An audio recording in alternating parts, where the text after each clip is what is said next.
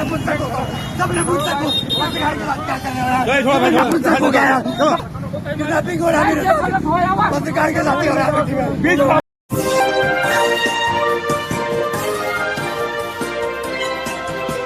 पल न्यूज से मैं हूं आपके साथ नदीम अकरम। ऑल्टरनेटिव मीडिया से केंद्र की सरकार को डर लगने लगा है, क्योंकि जिस तरीके से जान की हथेली पर अपनी बाजी को रख करके ऑल्टरनेटिव मीडिया जर्नलिस्ट देश की हर एक सच्चाई को आप लोगों तक पहुंचा रहे हैं, उससे अब डर लगने लगा है। क्योंकि 2024 का चुनावी बिगुल है और जो मेन स्ट्रीम मीडिया है, जिसे गोदी मीडिया कहा जाता है, वो मीडिया असल में सरकार की चापलूसी में लगा हुआ है। और हमारे जैसे तमाम ऑल्टरनेटिव मीडिया जर्नलिस्ट जमीनी स्तर पर जाकर के जहां खड़े हो जाते हैं, वहीं से सच्चाई लोगों के सामने रख देते हैं। ऐसे ही तमाम जगह पर जाकर के 2024 के ओपिनियन पोल को दानिश अंजार दिखाने का काम कर रहे हैं।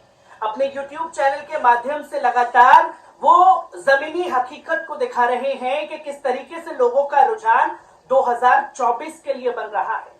अब सोचिए कि 2024 के रुझान से इतना डर कि अमेठी में पहुंचते हैं उत्तर प्रदेश, वहां उनके ऊपर हमला हो जाता है। कल से सोशल मीडिया पर तमाम प्लेटफॉर्म पर वो वीडियो देखा गया जहां पत्रकार के साथ में बदसुल्की होती है, गाली गलौज की जाती है और फिर कुछ गुंडों को बुला करके हमला कर दिया जाता है। इस पूरे प्रकरण पर बात करने के लिए मेरे साथ दानिश अंजार खुद मौजूद हैं। दानिश, सबसे पहले मैं आपसे ये जानना चाहूंगा, जब आप अमेठी गए तो क्या हुआ था, क्योंकि हर कोई वो सच्चाई जानना चाहता है। देखिए, वो बताने से पहले आपको मैं ये बता दूं कि आप भी काफी समय से पत्रकारिता जगत में हैं, काम कर रहे हैं, मोबाइल जर्नलिज्म कर रहे हैं। तो पहले जो कहा जाता था कि मोबाइल जर्नलिज्म की कोई ताकत नहीं होती है, इसकी कोई वजूद नहीं होता है, इसकी कोई वैल्यू नहीं होता है, इसकी कहीं कोई पकड़ नहीं होती, कोई पूछ नहीं होता है। तो आज इस तरह के हमले ये साबित करते हैं कि हम जैसे पत्रकार और आप जैसे पत्रकार पर अगर हमले होते हैं तो ये हमारी ताकत साबित होती है कि हमारी ताकत इतनी है कि अगर हम कहीं किसी के मुद्दे को दिखा दे तो उससे किसी सरकार, कोई सांसद, कोई विधायक को फर्क पड़ने लगता है। उसके कार्यकर्ता जो है जान लेने और जान देने की बात करने लग जाते हैं। तो ये मोबाइल जर्नलिज्म की ताकत है। ये तो आपको और हमें बधाई कि हम अपनी ताकत को अभी पहचाने। ये जो हमें ताकत मिली है और इस ताकत को हमने जो 4 साल 5 साल में इकट्ठा किया, तो ये इस काबिल बने हैं ना कि आज क्यों मारे जा रहे हैं हम, क्यों हमारे साथ मॉब लिंचिंग किया जा रहा है। मॉब लिंचिंग जैसा रूप था वहां अमेठी में। अमेठी हम गए, यहाँ से दिल्ली से गए, पहली बार अमेठी गए थे। अमेठी ना तो मेरा वहां पे कोई जान पहचान कुछ नहीं। अमेठी पहुंचे, रोडवेज का बस स्टॉप था, वहां पे हमने इंटरव्यू करना शुरू कर दिया, क्योंकि बस से लोग आते हैं और वहां पे फल की दुकान थी। सबसे पूछे कि कैसे 9 साल मोदी जी के कैसे रहे, स्मृति ईरानी के 4 साल आपके लिए कैसे रहे, क्या अच्छे दिन आए, ये सब तमाम बातें हम पूछे। तो सब लोग वहां पे जो है स्मृति ईरानी की बुराई करने लगे, कहने लगे कि वो तो कहती थी सिलेंडर उठा के चलती थी, फिर कहती थी कि महंगाई, फिर कहती थी चीनी 16 रुपए मिलेगा, चीनी नहीं मिल रहा है। बहुत सारे स्मृति ईरानी का वहां पे जो है विरोध किया। तो हमने वो चीज दिखाया। तो अब उनको पसंद नहीं आया कि वहां पे कुछ लोग क्या सुनिए, कोई किसको कुछ किसी ने फोन कर दिया, या वो हमें पहले से हमारी रेकी कर रहे थे, हमें कुछ आइडिया है नहीं।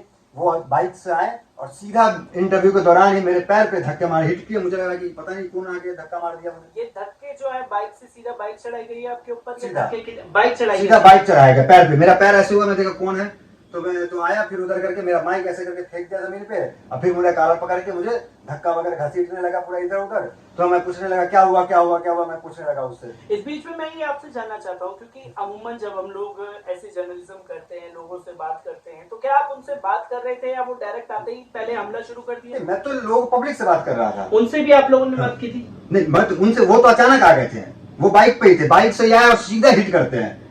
जैसे लग रहा है कि उसे पता पहले से था कि यहाँ पे जो लोग जो है स्मृति ईरानी के खिलाफ बोल रहे हैं, यहाँ पे जो भीड़ है वो स्मृति ईरानी के काम को पसंद नहीं करती है। तो वो तो आया और सीधे मुझे धक्का मारा, या वो मुझे पहले से जानता होगा या क्या है, नहीं मुझे पता नहीं इस चीज के बारे में। आया और सीधे धक्का मारा, मुझे घसीटने लगा बीच चौराहे पे, अमेठी के बीच चौराहे पे, मेन अमेठी की हम बात करें, जहाँ बस स्टैंड है, जहाँ कोतवाली थाना है, बीच चौराहे पे घसीट के मारा गया। और मॉब जो है, भीड़ जो है खड़ी होकर देखती रही, किसी ने कुछ नहीं किया। कितने लोग थे जिन लोगों ने आपके ऊपर हमला किया? पहले तो एक बाइक से हमला हुआ, वो घसीटा इधर उधर सड़क पे घसीटा, फिर उसके बाद कार आती है, क्विट कार्ड जिसमें प्रधानमंत्री मोदी जी का बड़ा सा फोटो रहता है, पोस्टर सा, स्मृति ईरानी का बड़ा सा पोस्टर रहता है, और आगे में गाड़ी के बोनट पे जो है बीजेपी का झंडा लगा रहता है। तो वो गाड़ी में जो बाइक वाले थे और जो गाड़ी से उतरे थे वो मुझे जबरदस्ती टांग करके कॉलर पकड़ करके हाथ पकड़ के वीडियो तो बहुत लास्ट का जो वीडियो वायरल हो रहा है, बहुत लास्ट का अंतिम का है, जब मुझे बचाया जा रहा था उस टाइम का वीडियो था, जब मारा जा रहा था उस टाइम का वीडियो अवेलेबल नहीं है। तो मुझे गाड़ी में जबरदस्ती डालने के लिए किया जा रहा था, और उस टाइम तो मतलब क्या बताया, ऐसा लग रहा था जैसे नहीं होता है कि मैंने नजीब का सुना था कि मॉब लिंचिंग कैसे होता है, मैंने पहलू खान का मॉब लिंचिंग सुना था, लेकिन महसूस नहीं किया था कि मॉब लिंचिंग क्या होता है। उस दिन पता चला मॉब लिंचिंग क्या होता है। देखिए मॉब लिंचिंग, देखिए मौत पे तो ईमान है हमारा, उस पर तो कोई दोहराया नहीं है, लेकिन कम से कम इन गुंडों से तो मौत तो न मरे, गुंडों से मौत न मरे। पर मैं ये जानना चाहता हूँ, वहाँ पर अमूमन कुछ लोग भी थे जिन लोगों ने आपको बचाने की कोशिश की, वो शख्स कौन थे जिन्होंने आपको बचाया? क्योंकि वीडियो में ये दिखाने की कोशिश की गई, कई न्यूज चैनलों ने उस वीडियो को चलाया भी है, जो ये बता रहे कि देखिए कैसे पत्रकार पर हमला हुआ, जो शख्स पकड़ रहे हैं कैसे मार रहे हैं, जो शख्स ने आपको पकड़ रखा है, जो वीडियो वायरल हो रहा है, क्या वो हमलावरों में शामिल थे या आपको बचाने वालों में शामिल थे? जो वीडियो जो सबसे पहले मुझे खींच के टांग के उधर ले जा रहे ना, तो वो जो लोग थे वो सब मारने वाले में शामिल थे। मारने वाले में सिर्फ एक लोग उसमें वीडियो में है, बाकी लोग वीडियो में नहीं दिखाई दे रहे हैं। वो लोग मारते हैं, गाड़ी में बैठाने की कोशिश करते हैं, तो फिर भीड़ में हम चिल्लाते हैं कि अमेठी की जनता जो नपुंसक हो गई है क्या, भीड़ जो है नपुंसक हो गई क्या, यहाँ कोई मर्द नहीं है क्या। खूब जब चिल्लाते हैं तब दो लोग आते हैं और हमें वहाँ पे बचाते हैं। गाड़ी में दो लोगों ने आपको बचाने की कोशिश की। मैं इसके बाद जानना चाहूंगा कि इसके बाद आपने कोई पुलिस कंप्लेंट जो है वो कराई है, और जब आप पुलिस स्टेशन गए FIR दर्ज करवाने के लिए, तो किस तरीके का रवैया खासतौर पर आपके साथ पुलिस प्रशासन का था? देखिए वहाँ पे जैसे इंसिडेंट हुआ, और फिर वहाँ से तो मैं डर गया, क्योंकि वहाँ पे पूरे गुंडे किस्म के लोग थे, और कहाँ से आए थे वो लोग। मैं तुरंत जो है वहाँ से हाईवे की तरफ पकड़ा कि मैं लखनऊ चला जाता हूँ, यहाँ पे मेरे लिए सेफ नहीं है। तो क्योंकि मेरा नाम भी पूछा, और मैं एक मुस्लिम जर्नलिस्ट हूँ, मेरा नाम पूछा कि क्या नाम है, दानिश नाम है, तो और जो है गुस्सा जो है डबल ट्रिपल हो गया। तो मुझे लगा कि यहाँ पे मेरा पुलिस वालों को नहीं, वो मारने वालों का जो मार रहे थे मुझे, वो और जो है मतलब ये हो गया कि ये मुसलमान इसलिए ऐसा कर रहा है, इस तरह के आरोप मुझ पर लगाते, जबकि मैं रैंडम ही सबसे बात कर रहा था, वहाँ पे कोई ये नहीं था। अब वो आरोप जो लगाए, तो वहाँ पे मैं उनसे बातचीत कर रहा था, तो मैं हाईवे की तरफ गया, तो फिर मुझे वहाँ पे जो भीड़ थी, भीड़ को मैंने एक नंबर दिया जिसने वीडियो रिकॉर्ड किया था, उसने भी वीडियो भेजा, बोला कि आप क्यों चले गए, आप तो डरपोक हो गए, आप आइए कोतवाली थाना में जाके FIR कराइए गुंडों के खिलाफ। तो बोले कि ये बात तो सही, मैं ऐसे कैसे चला जाऊँ। फिर मैं कोतवाली थाना गया, वहाँ गया तो वहाँ थाना ने मुझे बताया कि हाँ माहौल गड़बड़ हो जाएगा, आपस में दोनों पार्टियों का ये चल रहा है, आप जो है चले जाइए, अभी माहौल खराब है। माहौल किनकी वजह से खराब होगा? जिन गुंडों ने पीटा उनकी वजह से, ये दानिश अंसार रिपोर्ट मेरी वजह से माहौल खराब हो रहा था, क्योंकि पत्रकार थे वहाँ पे, हम काम कर रहे थे, तो उनका कहना है कि आपसी जो सौहार्द है यहाँ पे का आपकी वजह से बिगड़ रहा है, आप आए तो आपने सूचना नहीं दी। तब पत्रकार कहाँ जाए, हर जगह जाता तो हर जगह पुलिस को सूचना देके थोड़ी जाए, कोई हम नेता विधायक MP तो हो नहीं रहे कि हम सूचना देके जाए, करें कि आप। उन्होंने वो कहा कि हम आपको सुरक्षा दे देते हैं, पत्रकार को कोई सुरक्षा मिलता है, पत्रकार तो आजाद है, कहीं भी अपना काम कर सकता है। अब वहाँ पे पत्रकार के साथ मारपीट हो जाते हैं, वहाँ में जो है पुलिस कहती है कि आप जो है चले जाइए, बाद में आइएगा, तो मुझे जो है बॉर्डर तक छोड़ देती है पुलिस। बॉर्डर तक छोड़ा गया। इस बीच में और भी कुछ बातें, क्योंकि आपकी रिपोर्टिंग को लेकर के, जैसे कि अभी बात कर रहे थे आप, रिपोर्टिंग को लेकर के आपकी क्या पहले से पुलिस वालों को जानकारी थी कि इस तरीके की खबरें हैं कि मोदी हार रहे हैं, कुछ इस तरीके की बातें? वहाँ पे पुलिस वाले ने मुझे, सबसे पहले तो पुलिस वाले ने, एक मुस्लिम जर्नलिस्ट है तो हर कोई चाहता है कि किसी को दबा करके भेज दिया जाए, लेकिन उन्हें नहीं पता कि दिल्ली से आया वो 5-6 साल काम किया हो, तो मुझे यही तो 2-4 लोग जानने वाले हैं, ऐसा तो नहीं है।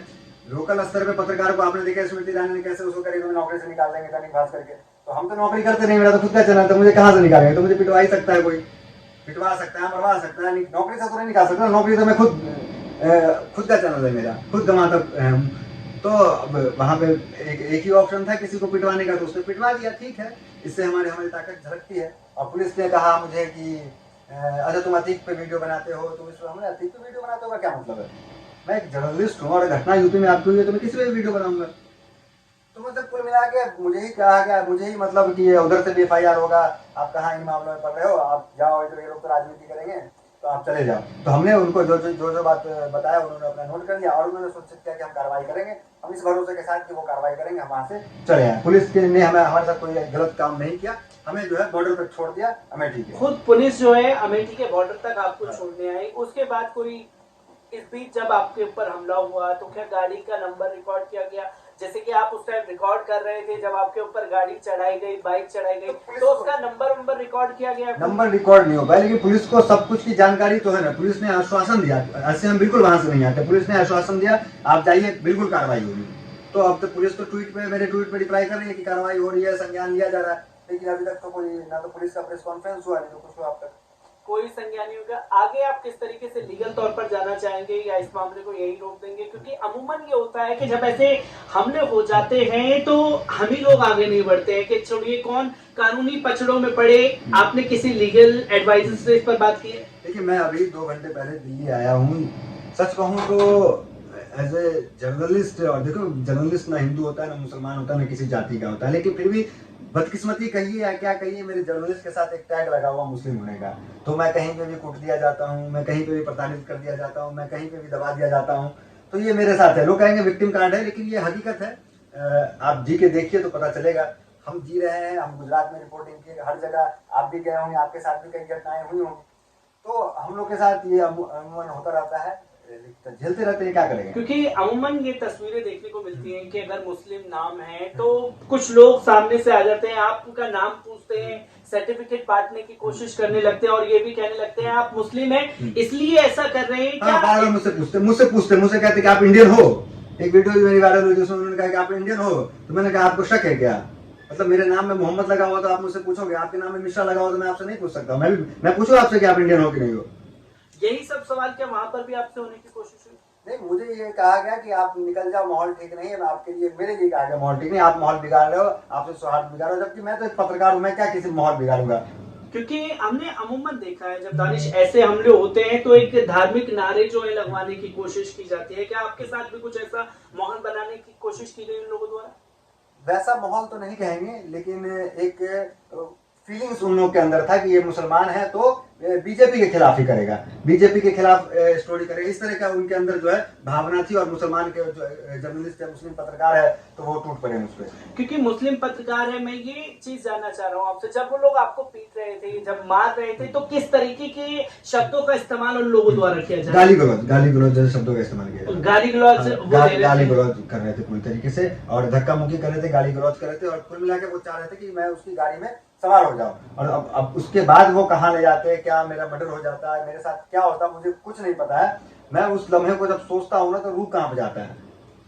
मतलब ऐसा भयानक लम्हा आपको क्या बताएं। कैसे नजीब का ये हम लोग, नजीब माफ कीजिए, वो पहलू खान का ये लोग का सुनते थे तो कैसे मॉब लिंचिंग हुआ, दर्दनाक घटना देखते थे, लेकिन उसको हमने झेला वहाँ पे कि किस तरीके से हम जो है तड़प रहे हैं, हम दाएं की तरफ भाग रहे हैं, बाएं भाग रहे हैं, कहीं चिल्ला रहे हैं कोई मुझे बचा लो, चिल्ला रहे हैं कोई मुझे बचा लो, फिर कह रहे हैं कि आप लोग नामर्द हो क्या, आप लोग नपुंसक हो क्या। तब उसमें से 2 लोग आते हैं, उस गाड़ी से हमें बचा लेते हैं। अगर आज उस गाड़ी में हम चले गए होते, पता नहीं मेरे साथ आज क्या होता, आज हम आपके साथ बैठे होते, नहीं बैठे होते, कुछ पता नहीं। दानिश अंजार हमारे साथ मौजूद थे, जिन्होंने क्या कुछ उनके साथ हुआ अमेठी में उसके बारे में बारीकी से बातें रखी।